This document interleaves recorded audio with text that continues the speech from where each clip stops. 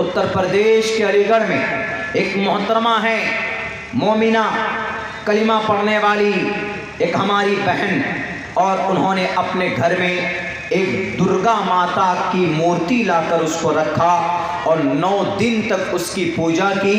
9 दिन के बाद उसको उठाकर गंगा में बहा के आए, गंगा में या किसी नदी में डाल दिया। हम नमाज भी पढ़ेंगे, हम पूजा भी करेंगे, हम ईद भी मनाएंगे, हम कुर्बानी भी करेंगे और हम दुर्गा पूजा भी मनाएंगे और भगवती माँ के नवरात्रि में उनकी मूर्ति को लाकर रखते हैं, पूजा अर्चना करते हैं। और यूँ कहते हैं कि नहीं, हम सिर्फ वो दिखावे के लिए करते हैं, वरना हमारा अकीदा और विश्वास तो ये है, अकीदा और विश्वास अल्लाह पर है, कुरान पर है, आखिरत पर है। वो तो हम वैसे करते हैं एक फॉर्मेलिटी दिखाने के लिए कि I am a secular person, मैं एक सेक्युलर आदमी हूँ। मैं इसलिए बोल रहा हूँ क्योंकि अभी कुछ दिनों पहले शायद उत्तर प्रदेश के अलीगढ़ में एक मोहतरमा है, मोमिना, कलिमा पढ़ने वाली एक हमारी बहन, और उन्होंने अपने घर में एक दुर्गा माता की मूर्ति लाकर उसको रखा और 9 दिन तक उसकी पूजा की। 9 दिन के बाद उसको उठाकर गंगा में बहा के आए, गंगा में या किसी नदी में डाल दिया। और शायद उनका ये स्टेटमेंट है कि मदारिस, ये हमारे मुल्क में हमारे मौलाना और उलमा लोग हमें दबा के रखते हैं, हमें खुलकर ज़िंदगी नहीं गुजारने देते, नहीं जीने देते। मैं उन पर फतवा नहीं लगाऊंगा, मैं कोई बहुत बड़ा आलिम दीन नहीं हूँ, मैं कोई प्रोफेसर नहीं हूँ। I am a student of Islamic sharia, I am a student of the lots of religion. बहुत सारे धर्म हैं, religious authentic books I have taught. मैं उनको ये बताना चाहूँगा कि सुनो मेरी बहन, आप अपने घर में मूर्ति रखिए या आप अपने घर में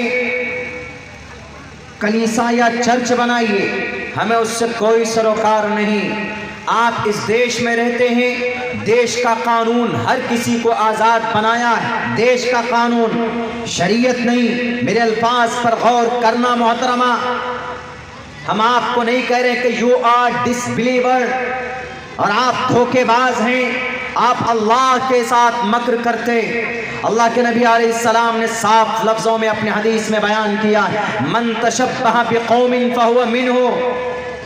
जो मुसलमान, जो इंसान किसी कौम की, मन तशब्बह, किसी कौम की मशाबहत इख्तियार करता है, यकीनन वो उसमें से हो जाता है, उसका शुमार उसमें से होता है। अब अगर कोई हिंदू मस्जिद में आकर अजान दे, वजू करके नमाज पढ़े, तो उसको सड़क पर चलने वाला देखकर क्या कहेगा कि ये हिंदू है? नहीं, क्या कहेगा कि he is a Muslim because he call pray to God for paying for offering सलाह। वो देखो अजान दे रहा है नमाज के लिए, and he is making ablution, वजू भी कर रहा है, and he is ready to offer सलाह, और नमाज के लिए देखो तैयार है मेरे भाइयों।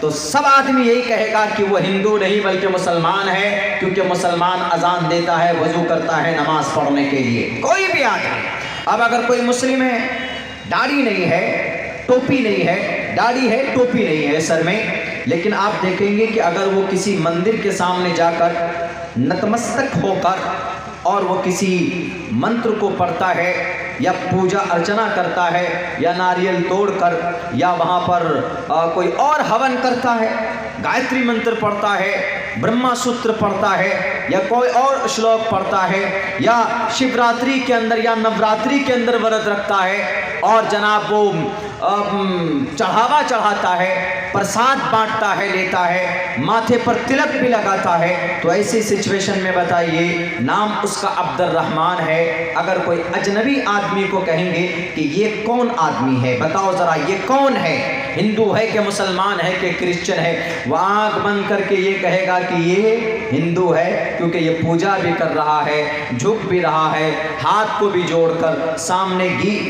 मंत्र भी पढ़ रहा है, श्लोक भी पढ़ रहा है। तो आप कैसे कह सकते हो कि ये मुसलमान है? ये तो हिंदू है। क्यों? क्योंकि वह काम वैसा कर रहा है। तो अल्लाह के नबी ने क्या कहा? मन तशब्बह बिकौमिन, जो किसी कौम की, किसी समाज की, किसी कम्युनिटी की उसकी तहजीब के मुताबिक, उसके अमल के मुताबिक उनकी मशाबहत इख्तियार करे, फहुवा मिन्हु, वो शख्स उसी में से हो जाता है। अगर कोई हिंदू नमाज पढ़ेगा तो नमाज पढ़ना मुसलमानों का फरीज़ा, नमाज पढ़ना मुसलमानों का काम, नमाज पढ़ना मुसलमानों का फ़ैल है। अब वो मुसलमानों में इस हदीस के मुताबिक शुमार होने लगेगा।